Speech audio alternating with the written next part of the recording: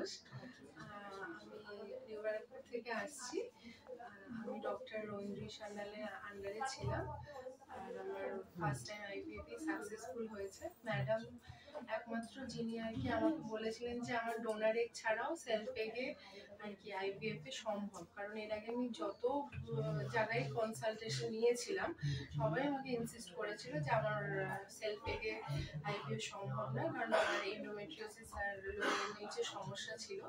কিন্তু ম্যাডাম একমাত্র যিনি বললেন যে মানে আমার সেলফ এগে সম্ভব, এবং ম্যাডামের আন্ডারে ট্রিটমেন্টে থেকে আমার সেলফ এগেই আমি ফার্স্ট টাইমেই কনসিভ করেছি। আর মানে thanks to the Nova team, তারাও প্রচন্ড হেল্প করেছে। না হলে আমি অফিস থেকে ডেইলি এসে এখানে ইনজেকশন নিতাম, এবং তারা আমাকে সেরকম প্রায়োরিটি বেসিসেই যেহেতু অফিস থেকে আসতাম সবাই আমাকে ইনজেকশন নিতে এবং সমস্ত কিছুতে খুব হেল্প করেছে। অ্যান্ড নোভা আর ম্যাডামের জন্যই আজকে আমি আর কি এই দিনটা দেখতে পাচ্ছি আর কি। আমি very happy. Thank you Nova.